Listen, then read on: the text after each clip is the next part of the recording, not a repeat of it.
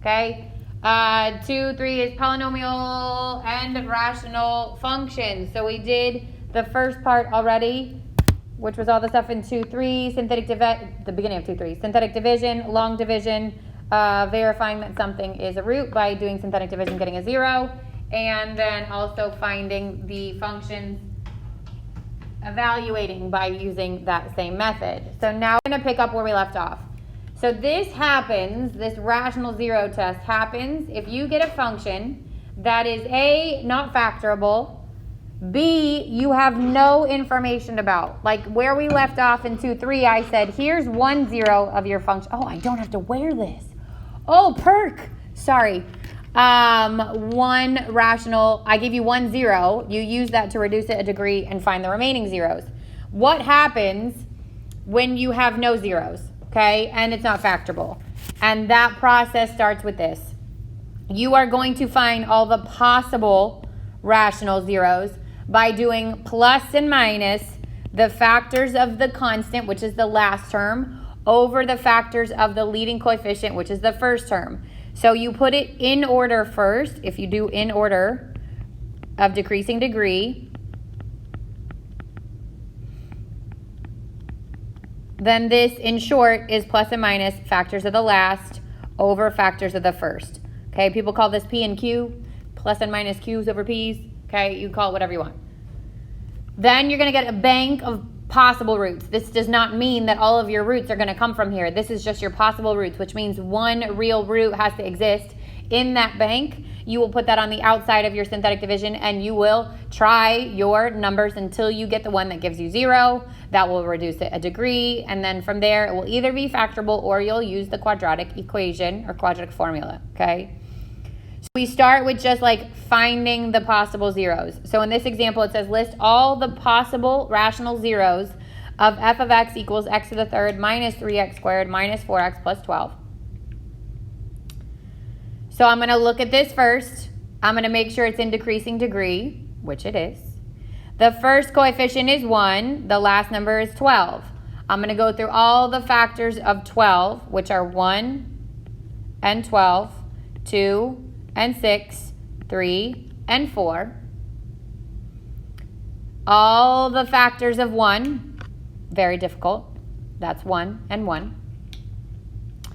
And then I would do plus and minus all the numbers at the end, 1, 2, 3, 4, 6, and 12, over all the numbers in the front. Very difficult. It's 1. So my possible roots are plus and minus 1, 2, 3, 4, 6, and 12. If it asks you to list them, that means it's -1, +1, -2, +2, -3, +3, -4, +4, -6, +6, -12, +12. If it lets you put the plus and the minus at the front, save yourself some time. If this was a short answer question, I would let the plus or minus go there. If this is an answer in which it says list and you don't have a plus or minus, you're going to have to list them all out. That's step 1. Then it says find one of the zeros of the function using synthetic division. Then factor the remaining polynomial. What are all the zeros of the function, and how can the graph below help you find a 0? So we're going to pretend first that we don't have that graph, okay? And we're going to look at all of my zeros, and we're going to try to find one that when I divide synthetically into my function, I get a 0 as the remainder. So I'm going to start with -1. I'm going to go to this function. I'm going to list my constants. 1, -3, -4, and 12 because there's nothing missing. I'm going to put -1 on the outside. Bring down the 1. Multiply it, put it in the next column, add it. Multiply it, put it in the next column, add it. Multiply it, put it in the next column. I don't even have to finish it. I know that 12 plus 0 is not 0. Ms. Criswell? Yep. So where are you getting the -1 to do this? From my possible bank. Oh, okay. Yep. So does any number? Yeah, you can start anywhere you want, but just like make sure that in your mind you're saying, okay, I know that one doesn't work, go on to the next one. There are some tricks I'm going to teach you in a minute or two to help you narrow this down, but from the beginning we know nothing. So I'm going to bring down the 1, multiply it, put it in the next column, -2, -2, -6, -6, that's not 0 either. So I'm going to do another one.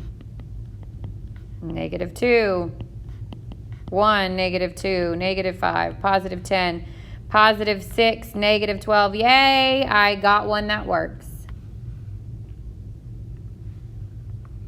Now, my first 0 is negative 2. I have to find my other zeros by taking my reduced function, x squared minus 5x plus 6, and see if I can factor or use the quadratic formula. X and x, factors of 6 that sum to negative 5 are negative 2 and negative 3. Good morning, Derek. Dude, you stood me up. You hurt my feelings. I asked them I was crying at the beginning. You're supposed to be sitting in front of me. Positive 2, positive 3 are my remaining zeros. So if for some reason I had gone in a different order with my numbers and I had first tried 2 before I tried negative 2, it would have worked. I would have factored what's left and I would have gotten the negative 2 and the 3. So no matter what order you find these zeros, you should always find the same 3 at the end. In this case, 3, obviously. Questions so far?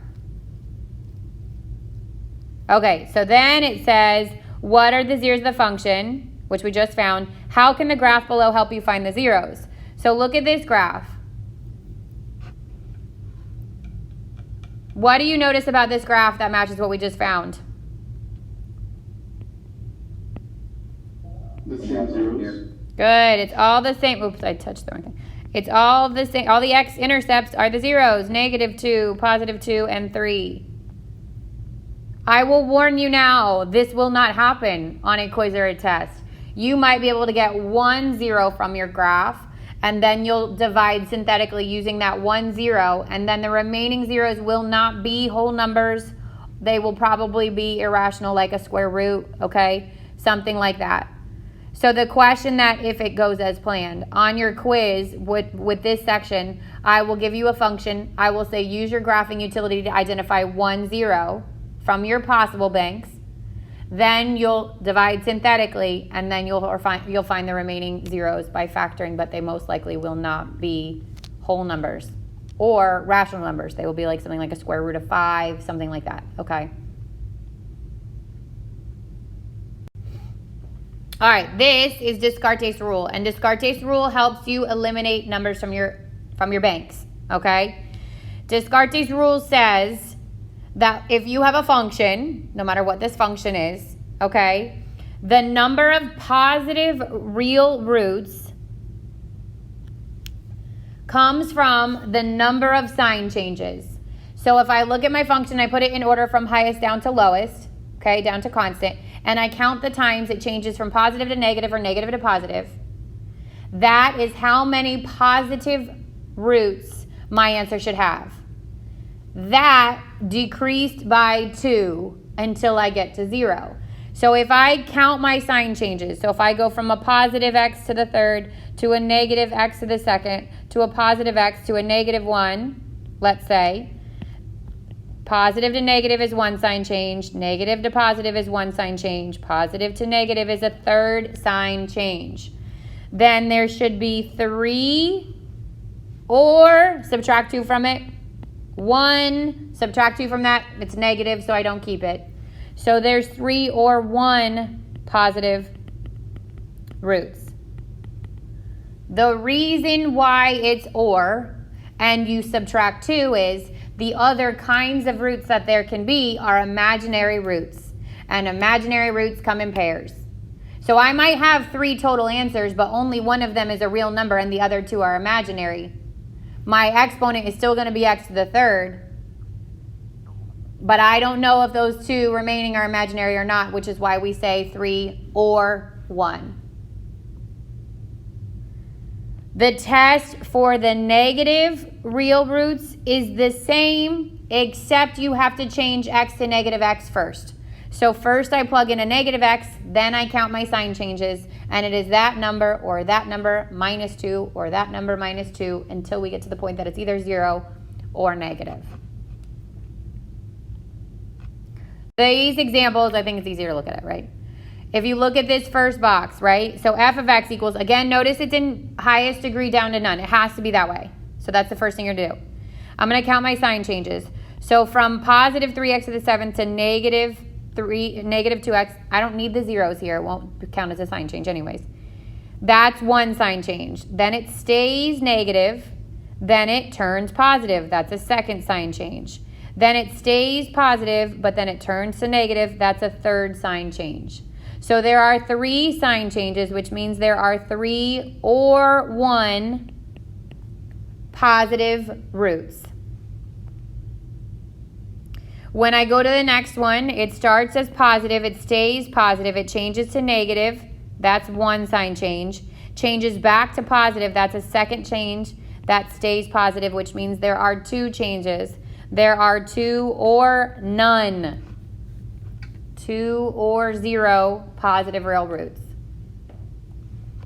Look at the last example. It says starts negative, stays negative, changes to positive. That's one sign change, stays positive.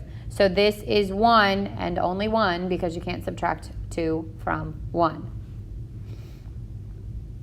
Now to test for the negative roots, I would take something, let's just say this one. I would do negative 7, negative x to the 6th, minus 5, negative x to the 4th, plus a negative x plus 9. Simplify it. Negative 7 x to the 6th, minus 5 x to the 4th, minus x plus 9, then count. Starts negative, changes to positive. That's one sign change. So there would be 1 negative root. I'm a little confused where you got the 1 and the 0. Is it because 2 is even, so you just put the 0 and then? You always subtract 3 from the counted sign. Always subtract 2 from the counted sign change. So if I had counted 5 sign changes, right? Then it's either 5 real positive roots, or subtract 2, 3 real positive roots, or I can subtract 2 again, 1 positive root. So whatever number you count as your sign changes, you're going to take that number. That's your first option. Subtract 2 from it as many times as you can subtract 2. And that's how many sign changes you can have. That's how many roots you can have. So that last one is only 1 because if you subtract 2, it's negative. Exactly. Positive percent? Exactly. Yeah. So it's good, like if you look at this example, right, and we said it only has 1 positive real root and only has 1 negative real root, but that's an x to the 6th. That means there are 4 other answers that are not real. There are 4 answers that are i's there.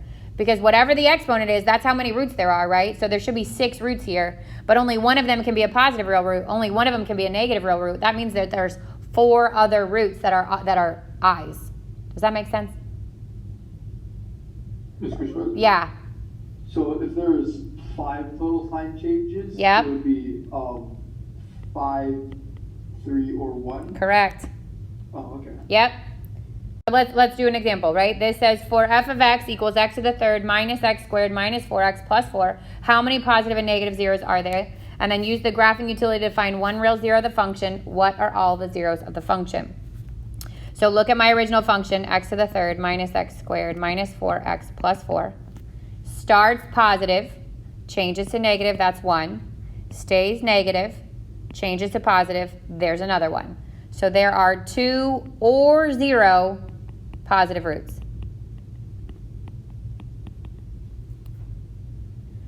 What this helps you with is if you go to write your answer out and you have written 1, 2, and 3 are all roots, something's wrong because that is 3 positive roots and you can't have 3. You can either only have 2 or you can have none. Then change your signs. So negative x to the 3rd minus a negative x squared minus 4 to the negative x times negative x plus 4. I get negative x to the 3rd minus x squared plus 4x plus 4. Count your sign changes. Starts negative, stays negative, changes to positive here, stays positive, 1. There is 1 negative root. So think about how this could help you. Why would I want to know this? Obviously, there's going to be questions that just say use Descartes Rule to determine how many roots. But also, how does this help? If I had this question and I knew that there was a possibility of having 2 or 0 positive roots, but I knew for sure there has to be one negative root, then when I look at my possible banks, I'm going to start with the negatives because I know one of those negatives has to work. But really, because it's 2 or 0, I might not have any positive roots. Ms. Crisweiser? Yes. I think I have the extra slide.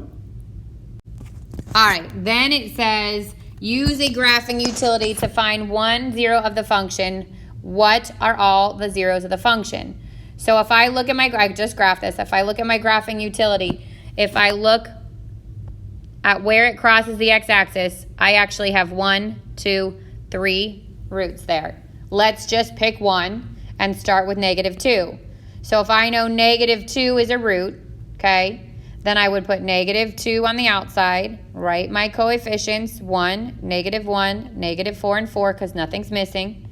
Bring down the 1, multiply it, put it in the next column, add it, multiply it, put it in the next column, add it, multiply it, put it in the next column, and there's the 0 I should have gotten because I know this is already a root.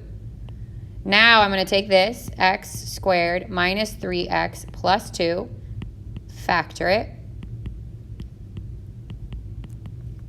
and there's my remaining roots.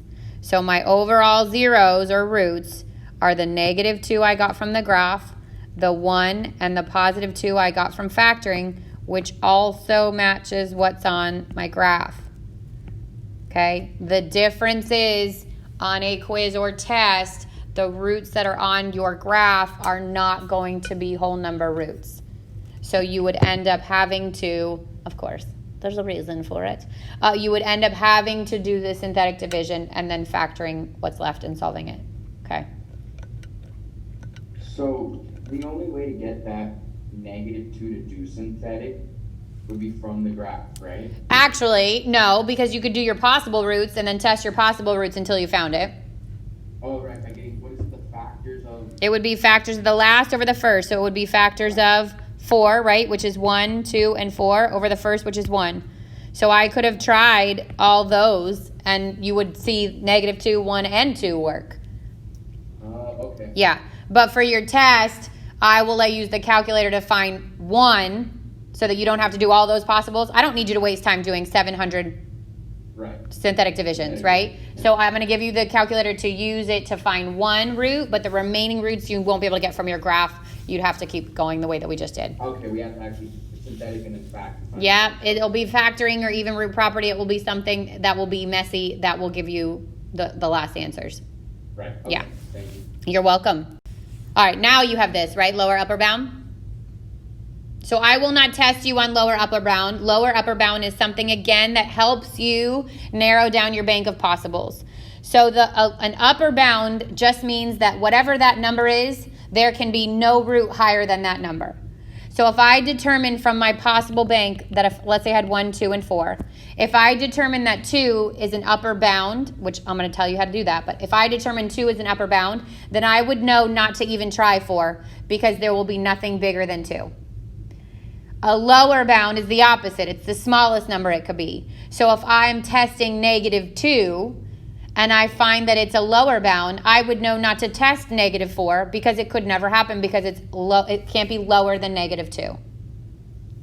The way you find lower and upper bounds is what's here.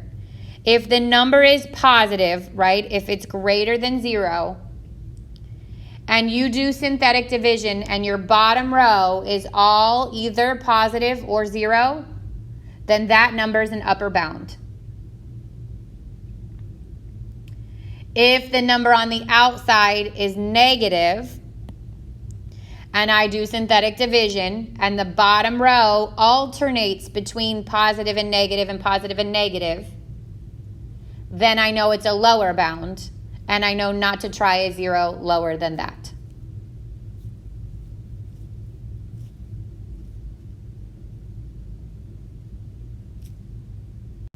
So an example would look like this. Use synthetic division to verify the upper and lower bounds of the real zeros of f. So I'm giving you the function f of x equals x to the third plus 3x squared minus 2x plus 1. And first saying, show that x equals 1 is an upper bound. So the 1 goes on the outside, and upper bound has to be positive. I list my coefficients or my constants, and there's nothing missing. So 1, 3, negative 2, 1. I bring down the 1, multiply it, put it in the next column, add it, multiply it, put it in the next column, add it, multiply it, put it in the next column, add it. Everything here is positive or 0, which shows this is an upper bound. So 1 is not a root because this is not 0. But I know if I had a bank of possibles, I would not try anything bigger than 1 because 1 is an upper bound. There can be nothing bigger than 1 that satisfies this function. The lower bound is negative 4. So negative, again, lowers have to be negative, goes on the outside. List my coefficients and my constants. 1, 3, negative 2, 1. Bring down the 1. Multiply 4, put it in by negative 4, put it in the next column, add it. Multiply, put it in the next column, add it. Multiply it, put it in the next column, add it. Again, not a 0. Negative 4 is not a root, but I know that because it's going from positive to negative to positive to negative, negative 4 is a lower bound, and I would not test anything lower than negative 4. And you're testing to find zeros, right? Correct. Okay. So Yep. from that one, you only test negative 1 and negative 7? So this one, actually the possible banks here are positive 1 and negative 1, which means there's actually no real roots. Oh. Yeah. Because if 1 is an upper bound, say that again? Because of the constant over the last constant over the coefficient. Yep. Actually, a negative 1 could be a root. I don't know if it is. I didn't even test this out. 1, 3, negative 2, 1. 1, negative 1, 2. Negative 2. Yeah, no, it's not. There's no real, I just made up a polynomial so you get the, yeah. There's no real roots there. Sorry? I'm still a little confused on like what the significance of doing the upper and lower bound is. Okay, so let's pretend two things. One, that we don't have a graphing calculator to find the root, okay? That we are taking my bank of possibles, which in this case is really just plus and minus. I could write in a color that you could see, that probably be helpful. 1, 2, and 4, which means I would have to test out negative 1, positive 1, negative 2, positive 2, negative 4, positive 4. Let's say that that's my bank of numbers, right? Now let's say I pick negative 2 like I did here. Look at the answers I got. It went from positive to negative to positive. You see that? 0, it doesn't matter what sign it is. 0 could be positive or negative. It doesn't matter. What is happening here is I'm getting an alternating pattern, right? Alternating between negative and positive. Because I tested a negative root and I get an alternating pattern on the bottom, I know that root is in lower bound. So if I was continuing to try, even if it wasn't the right 0, even if negative 2 didn't work, if I was continuing to try to plug in numbers, I would not pick negative 4 because I know negative 2 is a lower bound and nothing's going to be lower than that. Oh, so it's like a range. Yes. It's just to help you narrow down your bank. So there is a question in the homework that says to verify that it's an upper bound, lower bound, whatever it is. So it's going to force you to do it. But in all reality, you don't have to do this. This is something to help you narrow down your bank. Does that make sense? Yeah. Okay, perfect. All right, that was your bell, folks. Have a fantastic weekend. I will see you on Monday. The part 2 of the 2-3 homework is due Monday. Okay, it's not long, but you do need to do it. And then on Monday, we will start 2-4, which is complex numbers. Have a fantastic weekend. Can't wait to see you juniors in person on Monday. Yes. Bye, guys.